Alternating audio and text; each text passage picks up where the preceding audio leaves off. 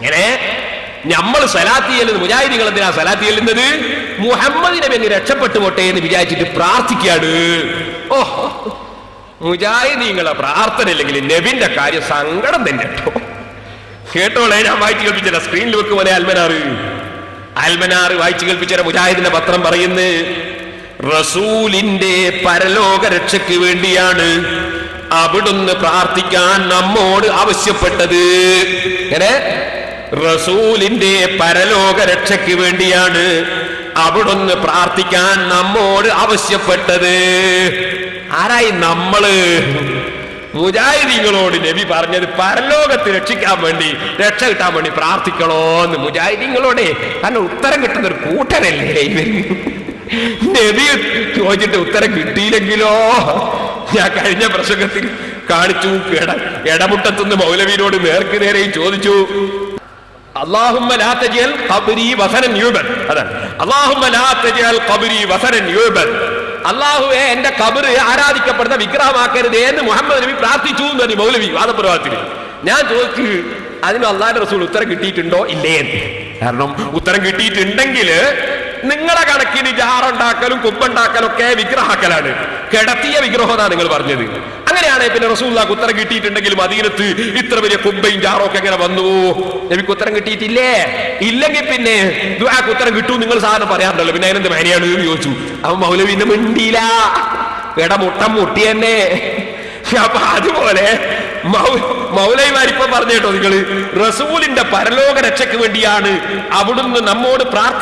അവിടുന്ന് പ്രാർത്ഥിക്കാൻ നമ്മോട് ആവശ്യപ്പെട്ടത്. സലാത്ത് ചൊല്ലുമ്പോൾ, സലാത്ത് വാർഷികം ആഘോഷിക്കുമ്പോൾ, പാട്ടും കുത്തും കേൾക്കുമ്പോൾ ഈ വസ്തുതകൾ മനസ്സിരുത്താൻ ശ്രമിക്കുക. നിങ്ങൾ സലാത്ത് ചെല്ലുമ്പോ ഒക്കെ മനസ്സിരുത്തേണ്ടത് എന്താണ്?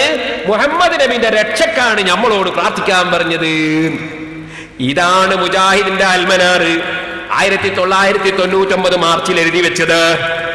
ഈ റസൂലുള്ളാഹിന്റെ ആഖിറം രക്ഷപ്പെടുത്താൻ വേണ്ടി ഞങ്ങൾ പ്രാർത്ഥിക്കുകയാണെന്നും അതാണ് സലാത്ത് എന്നും പറയുന്ന മുജാഹിദേ, നിങ്ങൾ ഇവിടെ വന്നിട്ട് മൗലവിനെ കൊണ്ട് ഞങ്ങൾ ഏത്തയിടിച്ചു. നാദാപുരത്ത് വന്ന മൗലവി പറയുന്നു, നബിയുടെ ശഫാഅത്തിന് വേണ്ടിയാണ് സലാത്ത്. അതെ, അതാണ് എനിക്ക് കേൾപ്പിക്കാൻ പോകുന്നത്. നിങ്ങളെ പൊളിച്ചെഴുത്താൻ ഞാൻ കാണിക്കുന്നത്. ഇവിടെ നാദാപുരത്ത് പ്രസംഗിച്ചിട്ട് നമ്മളെ മൗലൈമാര് ഇസ്ലാഹി പത്രത്തിൽ എന്നെ പരിഹസിക്കാണ്. ഇയാള് പറയുന്നത് 25 കൊല്ലമായി ഞാൻ മുജാഹിദിനെ പ്രസംഗിക്കുന്നു, എന്നിട്ട് മുജാഹിദിന് എന്താ സംഭവിച്ചതാ ഞാൻ കാണിക്കാൻ പോകുന്നത്. നബിയുടെ പരലോക രക്ഷക്കാണ് സലാത്ത് എന്ന് എഴുതിയ നിങ്ങളെ കൊണ്ട് നാദാപുരത്ത് വെച്ച് പറയിപ്പിച്ചു ശഫാഅത്തിന് വേണ്ടിയാണ്. കേൾക്കട്ടെ,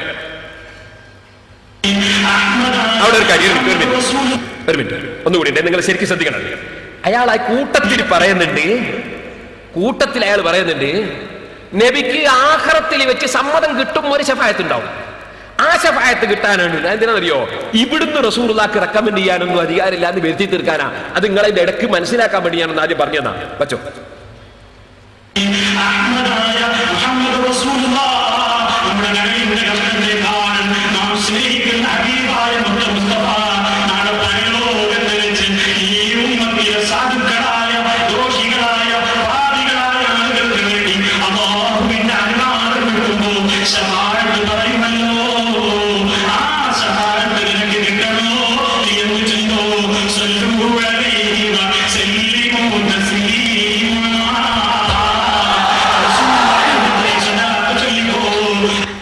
കണ്ടോ? ശഫാഅത്ത് കിട്ടണമെങ്കിൽ സലാത്ത് സല്ലൂ അലൈഹി സല്ലിമു തസ്ലീമാ. മൗലവി മൗലായ മുഴുവനും ചൊല്ലിക്കും നിങ്ങളെ കൊണ്ട്.